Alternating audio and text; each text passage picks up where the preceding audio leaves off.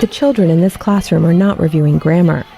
They are learning how to identify biodegradable garbage, how to make compost, and how to water the trees they have planted in the schoolyard. It's part of the Eco School program in Guédé-Chantier, a village in Senegal's Fouta region along the country's border with Mauritania. This once fertile river valley is on the front lines of Senegal's fight against desertification. Rivers are drying up, grazing land for cattle is scarce, and the dry soil is hard to farm. Scientists blame climate change and poor farming practices for the desert's advance. Elementary school principal Umar Sow is director of the Eco School program.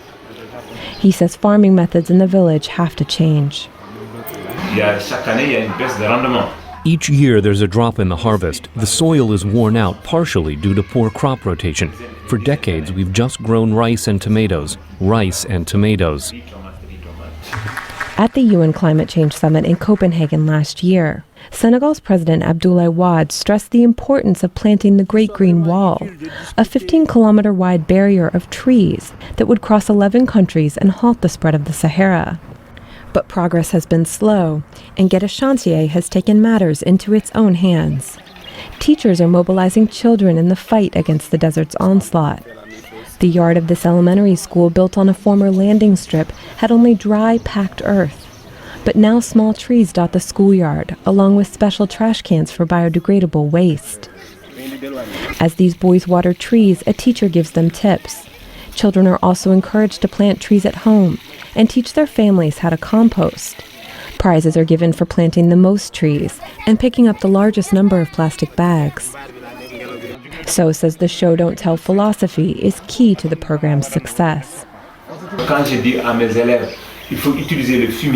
When I tell my students that they should use manure, that it feeds the plant, I should not stop there. That's theoretical. I have to go out to garden with them. We spread the manure and then watch the plants grow with nothing but this manure. The strategy is also applied to field schools for adults already working the land. But So says it's difficult to get adults to change. For example, to stop using pesticides on their tomatoes and other crops. In the long term, the chemicals wear out the land, kill animals, and cause skin irritations in humans. I would go as far to say that it is impossible to teach adults, but with children, once they learn something, it can become a reflex.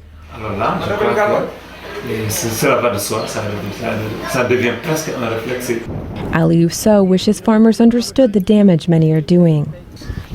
This land belongs to us, as villagers and as Africans.